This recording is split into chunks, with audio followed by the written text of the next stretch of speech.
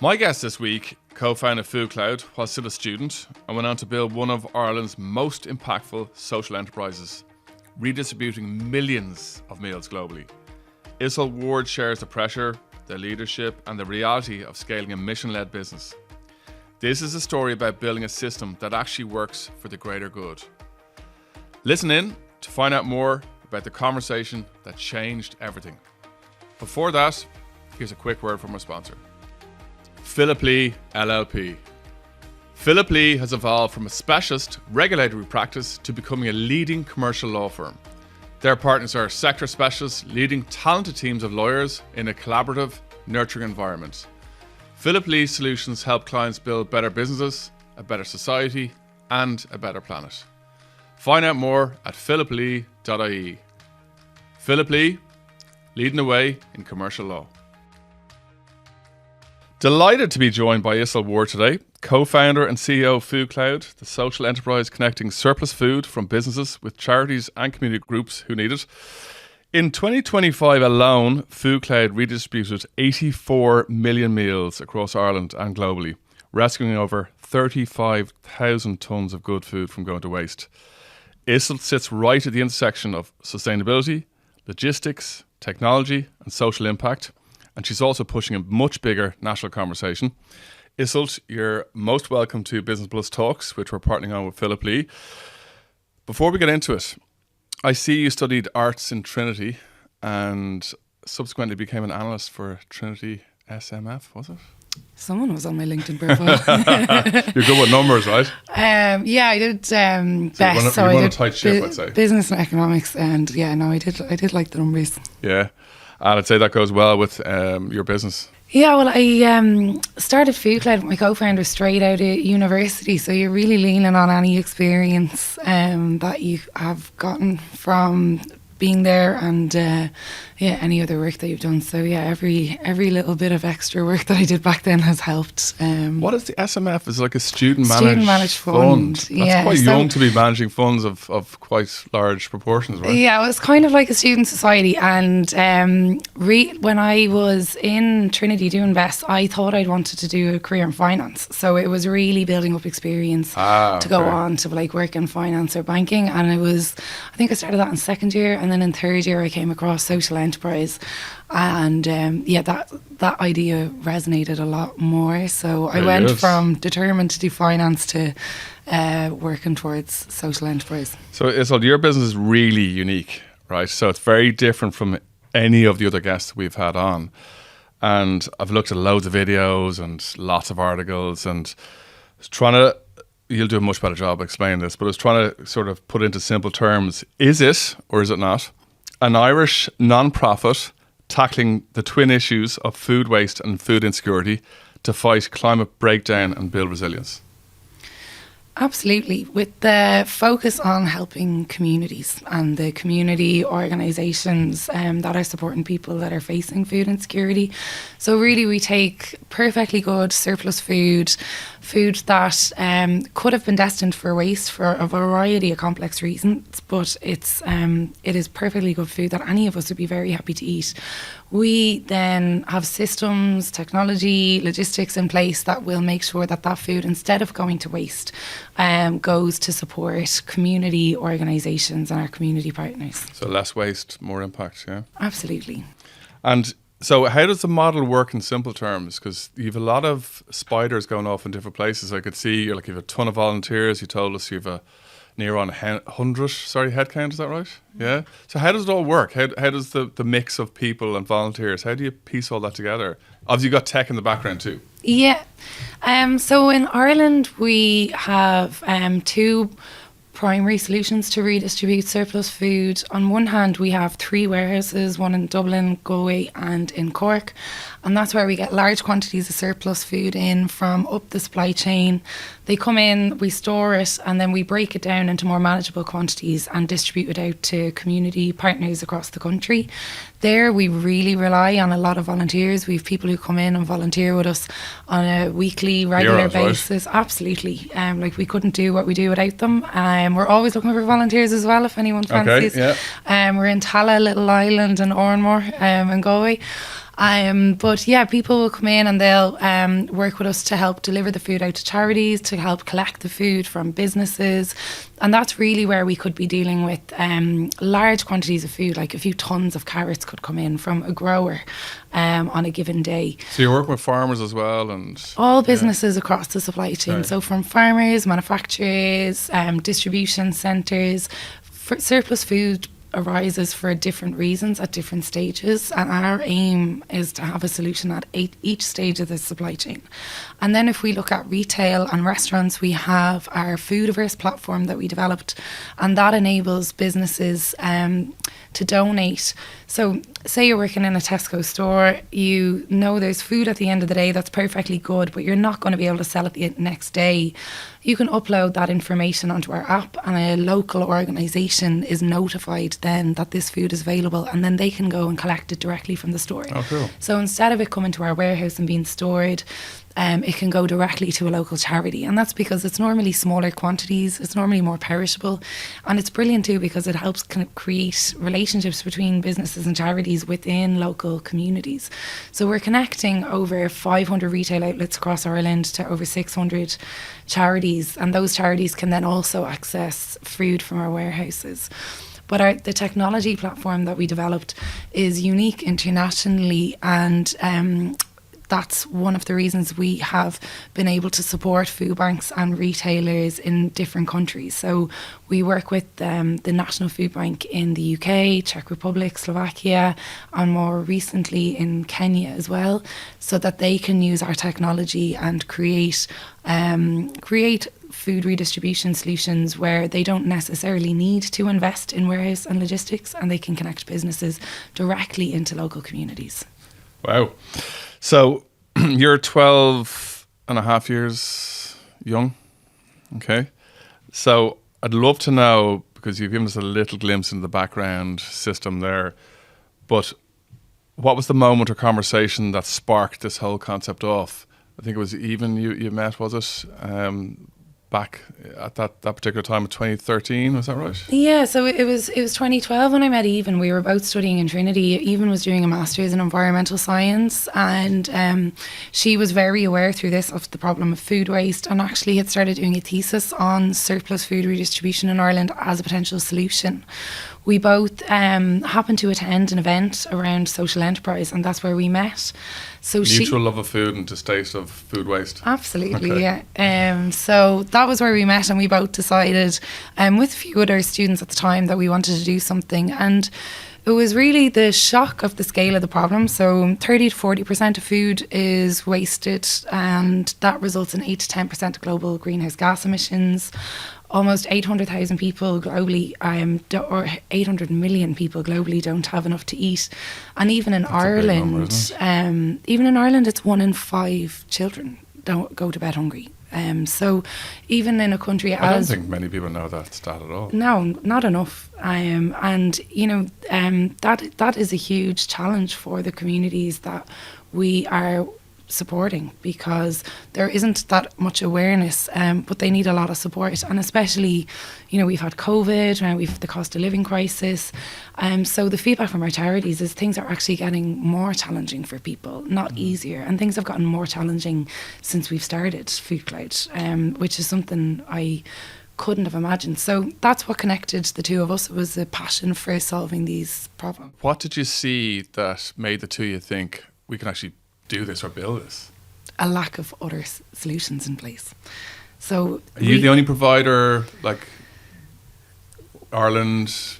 We're the only national solution for surplus food redistribution, but there have been people doing this at a very local and a community level for years. And since we started as well, we've seen more and more organisations working with us and working with businesses focused on surplus food redistribution. But this started in the US in the 60s, in Europe in the 80s, started in France. We're part of a European network of food redistribution organisations that represents 30 countries across Europe. There is 50 countries represented through a global food banking network. So surplus food redistribution as a concept, especially the warehousing and logistics and the traditional way of doing it, is well established. And it was unusual for Ireland, a country with a rich heritage in food and agriculture, a country with such a philanthropic culture, not to have a solution like this in place. So that was the opportunity that we spotted, and we really believed that Ireland was a great place to set up a solution like this, and I think shown how much we have been able to scale and grow with the support of many different partners.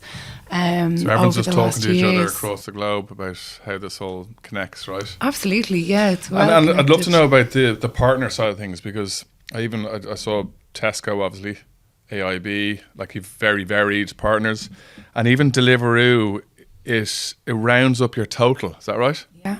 Yeah, so if you're getting a takeaway, you can round up at the end and donate it to FoodCloud. Oh, nice. Yeah, brilliant.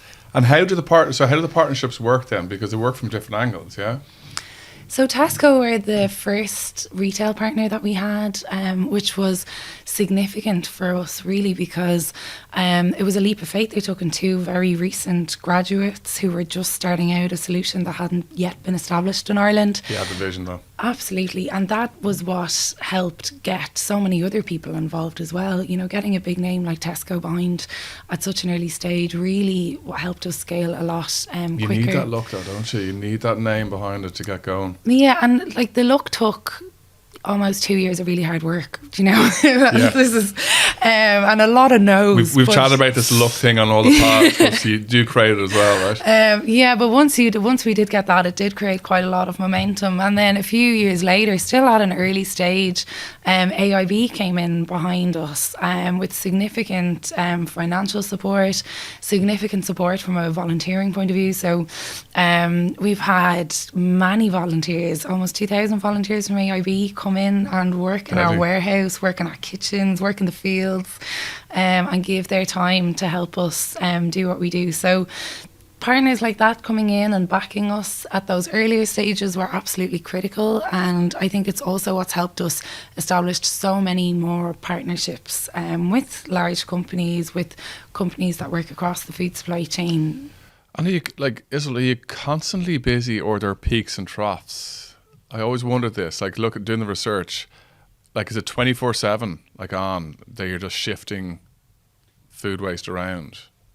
Well, FoodCloud is on 364 days a Yeah. year. The only day we don't Yeah. work is Christmas Day, because it's the only day that the Did you store not do is Christmas dinner? You would have closed. done Christmas dinners, or you would have provided food for Christmas dinners, yeah? Well, we'd redistribute on the on Christmas Eve. There Yeah. would be food available, Yeah. and lots of the charity partners that we'd work with then would provide meals throughout the Christmas season. But we'd provide food directly to the charities, who then will create the meals and support the people. But Still an important cog, right? Absolutely, and it's very so there have been times for myself and my co-founder where it was 24/7 and we were working a lot, but we have a brilliant team in place now, and 12 and a half years, you know, you can't run 24/7 for 12 and a half years non-stop. So there have been peaks and troughs, and I think that's been probably an important lesson for the both of us as well, to learn that you can't keep running. You have to kind of slow down at times. Then you can pick it up again when needed. What year do you think, Iseult, you could start to breathe again? Like year 3, when you're moving a bit more seamlessly? Or was it longer? That's a good question. I'd say it was a bit longer, to be honest. Like, I think one of the fun moments, because we had, I think, we went into the UK in 2015, you know, so we'd only started in 2013. Which is quite early. It's quite early, Yeah. yeah. So that was significant, and a significant growth and significant learning period. We also partnered and went through a merger with what is now the FoodCloud Hubs side of it, and that was 2018, 2019, and then we had COVID. So we haven't really had a year or two where something significant hasn't happened. How did the COVID affect you? COVID was, it was very, very challenging, but I'm very proud of what we achieved during COVID. In the very short space of time, we significantly grew the impact that we're having. It was a very difficult time for many businesses, especially those in logistics. Which you're in. Yeah. So like, and we're an emergency service as well. So, you know, we didn't just have to keep operating. We actually had a responsibility to step up because many organisations and many people across the country were struggling to get food on one side. And then on the other side, a lot of businesses, their supply chains were completely disrupted. Yeah. So there was a lot of surplus food available, and there were a lot of people who needed more support, which meant that with a lot less volunteers, with staff who had to do like split shifts and work in a very different way, a lot of people going remote, we actually had to significantly increase the amount of food we were redistributing within a completely different model, in a completely different environment, in space of a few weeks. But I think it was a testament to a fantastic team, really, that, and the commitment that the people that work in our organisation have to what we do. There was never a question asked. Everybody just stepped up and did what they saw that needed to be done. You know, the people that were working in our warehouse at that time, all of a sudden they were working crazy hours and different shifts, and people that were just got to adapt with the times, used to coming into the office and working as part of a team, you know, had to work remotely and take on a lot more work. So it was a very difficult time, but I think as an organisation it's something that we're all very proud of what we managed to achieve, and it was a great learning as well, I think, for what is possible. Speaking of learning, can I ask a stupid question? What constitutes surplus food? Surplus food. So, perfectly good food that would otherwise go to waste. So, imagine at a retail level, you could imagine in a Tesco store or in any supermarket, they have a reduced to clear section. So that's food that is still good to sell, but they know they can't sell it the next day. So if a consumer doesn't buy that, then it goes? Then it's donated, but if it wasn't donated, it would go to waste. And it wouldn't go to waste because there's anything wrong with it at that moment in time. It would go to waste because the store is going to close and they can't sell it the next day because there's a date on it that says it has to be sold that day. So that's one example. But other examples are, say in a distribution centre, you have a pallet of food and one of the items in the pallet is the packaging is damaged. So that entire pallet could become surplus food because that pallet now can't be sent to a supermarket. Gotcha. You might have short dated food where the supermarket will require the food with 10 days life on it because that's how long they need to get it on the shelf and sell it to customers. But for some logistical challenge, it's only got 9 days on it and now it's surplus. Or at a grower's level... So you've got to work at pace. We've got to work at pace and in a very unpredictable environment as well. Yeah, and then I also would wonder how, as a business, then you scale, right? Because if you look at it, so you've had a fairly decent rise in headcount, right, over the last 12 and a half years. Like you're touching 100 people, 97 to be precise. But how do you, like, and also funding too, how does this work? Yeah, so definitely getting good people around us. Like, I have a very good senior team. We have a lot of people who've worked in the organisation for many years, actually, something that we're very proud of as well. And you're obviously very close to Even too. Yeah, we have a brilliant relationship. Yeah. And that's definitely been something that, you know, I don't think I could ever take for granted.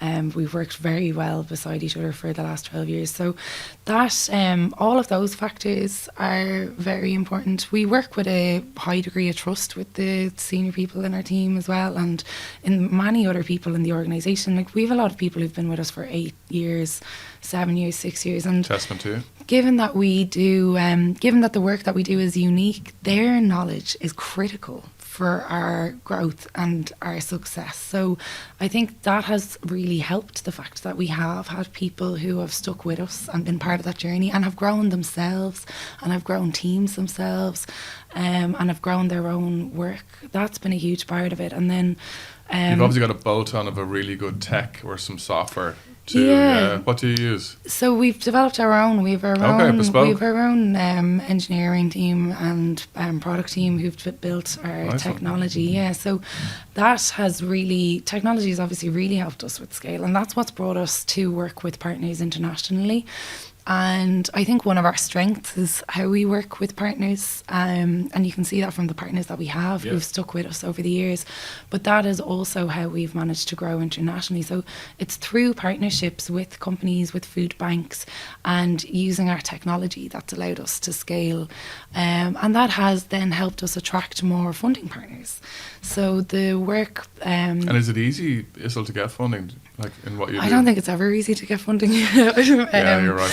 But you're spot on. Actually, we've been we've been lucky in that we've had partners who trust us, who've come in with significant funding over multi-years. That has been key for us, because it's multi-year funding that lets you think in the long term.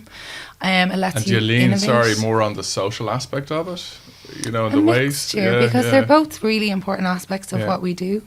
And different partners will care about different things. But, you know, in the last 2 years, we started working with a food bank in Kenya. And I saw that actually on your Instagram, Yeah, and in 2 years, the partner that we work with in Kenya, Food Bank in Kenya, have increased their impact by 150%. And that project was initiated through funding that we got from Irish Aid, the Department of Foreign Affairs. They saw the work that we were doing in the UK, Czech Republic, Slovakia, and recognised the potential that we had to work with this partner in Kenya. That has then led to other funders coming on board as well, who might have a specific interest in supporting social and environmental impact in Kenya. Funders who are interested in seeing the impact that technology can have in terms of transforming how charities can work. They were historically reliant on warehousing and logistics to distribute food. Now they've scaled to 5 new regions in Kenya using our technology without the need to invest in further warehouses and logistics. So the growth that we've managed to achieve has along the way as well attracted new partners. So what would keep you awake at night with the business?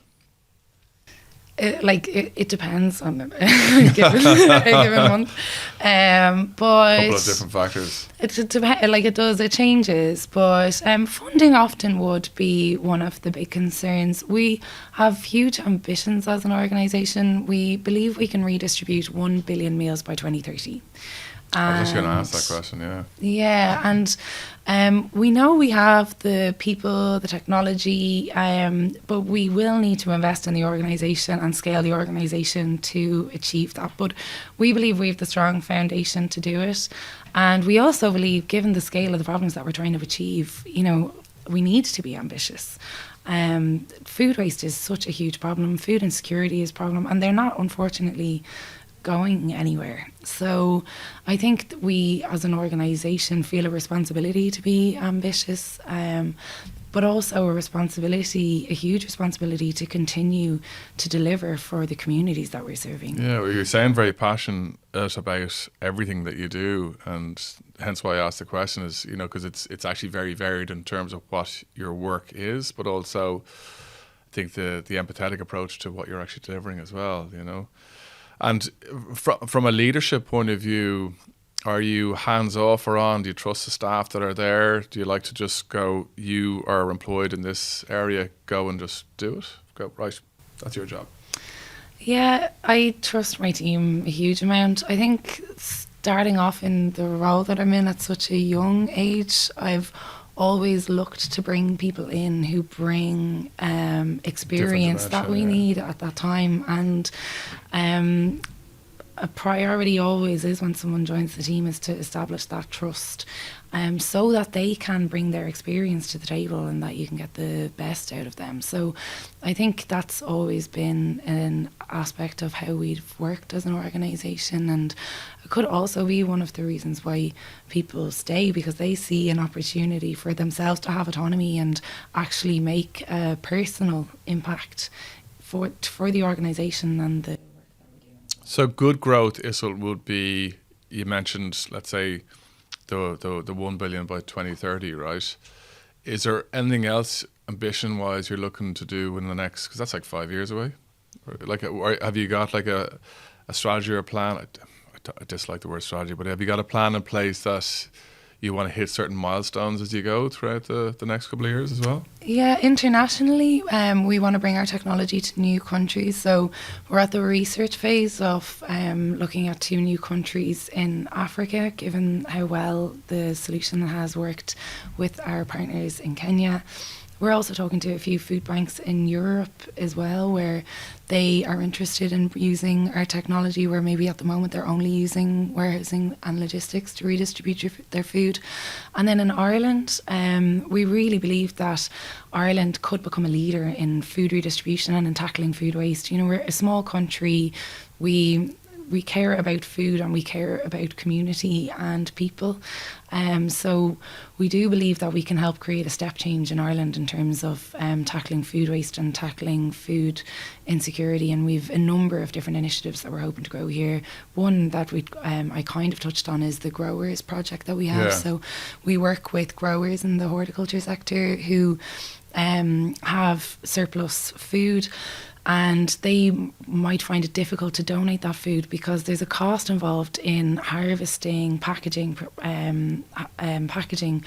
vegetables that otherwise they might play onto the ground or they might give to animal feed. So we actually have a program with growers where we can contribute towards the cost of them harvesting and packaging the food to donate it, so that then it can be donated to charity. So we've been working on that program for the last few years on quite a small scale, but we think it has huge potential. Yeah. And to delve back to the partnership point of view, let's say your corporate partners, do they have KPIs that you need to hit? Like, are they looking at certain markers as well, though, from your business to go, if we're going to partner with you, we need X? Do they look for that? Is this? I think a lot of our partnerships are based on trust. When we do renew a partnership, of course, we talk to them about, this is where we want to get to, and this is what we want to achieve together. Absolutely. I will say, I think we've normally hit what we've said we're going to do, which has been brilliant, which has been helpful. But I think if we hadn't, I don't think we ever would have been challenged. We speak to our partners very regularly, and they're always very supportive about what we're doing. A lot of them understand the journey that we're on. Like, for example, when COVID hit, whatever plan we presented before COVID was completely different the next year, and I don't think anybody minded the fact that we did something completely different to what we said we were going to do. So there is a huge understanding amongst our partners that we were really responding to a need of our communities. And we have a very collaborative approach. Cool. And any tough decisions you've had to make over the last couple of years that would stand out? Anything of that would stand out that you were, let's say, or even uncomfortable with? Is it people led, or is it more, to come back to your point around the funding piece, that you just had to put a stopper on something? Probably what would stand out is sometimes we've been approached by organisations that would like to use our technology or partner with us. White label it? Yeah, internationally, and it hasn't made sense for us. So it's a good compliment though, isn't it? Yeah, no, it is. And I think it was probably something it's taken us a while to learn how to say no to. And we have at times spent more time than we probably in hindsight should have, exploring partnerships or piloting with partners that really there probably wasn't strong enough strategic alignment there from the beginning. But that's something that we've really reflected on in the last few years. And I mentioned our ambition to work with more food banks in Africa and Europe. We have strong templates for how to do that now because of the partnerships that we have, and we know a lot more in terms of the type of partners that we can together have the greatest impact with. So that there have definitely been hard decisions made along that journey, but I think those are the lessons that stand to you. One behaviour, Iseult, that we can all do that would immediately sort of cut down on waste. What, like in simple terms, what can we do? Like, don't go shopping when you're hungry. Okay. Write a list That's a and constant check your for me. fridge before you go so that you don't buy something you already have. My but fridge yeah, is so bare. I just eat everything. Yeah, you'd be surprised how simple some of the things. There are more creative things you can do, like learning what you can freeze or learning how to use different foods and leftovers. But some of the most effective things are the easiest things to do. Yeah. And a moment in FoodCloud that would still, to this day, give you goosebumps, a real turning point. What would really make you proud in terms of what you've done if you look back in the last 12 and a half years? I'll give you one from last year because I can't think Yeah. that much right now. We reached a 5 million meals milestone with our partners in Kenya towards the end of last year, and for us, seeing what we've built in Ireland work in such a different context in some ways, but being able to achieve that impact was so significant. And you know what's been amazing to see there is when we introduced the technology in Kenya, they were the ones that first started using our technology platform to redistribute food from farms and agriculture. And we learned a lot from Food Bank in Kenya and how they were using our technology to redistribute from farms. Brilliant. And then we actually brought the technology to farmers in Ireland who hadn't been using it. So what we've seen in that partnership is brilliant two-way learning, where we've been able to bring the technology to them and introduce them to a lot of the ways that we work here, but also vice versa. We've managed to learn from them as well. So that was a brilliant milestone for that partnership. And I think if you'd asked me 12 years ago, could you imagine that, I would have found it very difficult to imagine that we would have been working there in that way with such a great partner. Okay, enough about the work chat, right? What allows you to switch off? It's a good question. Probably walking. Like, I have two dogs, so they get me out of the house quite a bit. And a 2.5-year-old, who probably keeps me in the house more than it gets me out of the house. But yeah, we live in Wicklow. We moved down a few years ago, so that's probably the thing that gives me a clears the head. And books or any even podcasts that you'd tune into that also allow you to remove yourself from day-to-day FoodCloud thoughts? Remove me from day to day, I'm not sure. I actually just finished Lie of the Land, John Gibbons' book on climate in Ireland. It's the first book that I read that's specific to climate change in Ireland, so it was very, very interesting and a lot touching on agriculture. Does not remove me from FoodCloud, but... No, it didn't. I was about to say, you're still into the work though. Yeah. Very interesting. Okay, so I don't know if you did know this, but our last guest left you a question. So the question, are you pumped for this now? You ready? I'm ready. Okay. So if you had 100 grand, where would you invest within your industry, whether that's tech or an opportunity that you could see, having been in the industry for a while now? Where would you invest that money?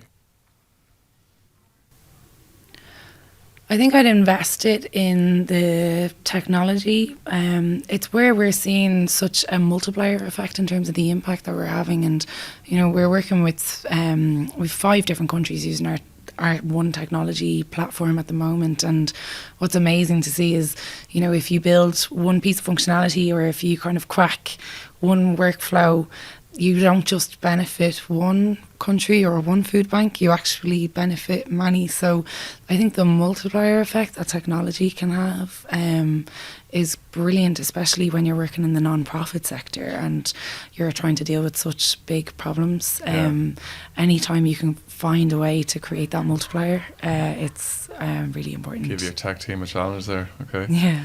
And any question then is what you would like to leave for the next guest? If there was one thing you had to focus on this year, what would it be? Okay.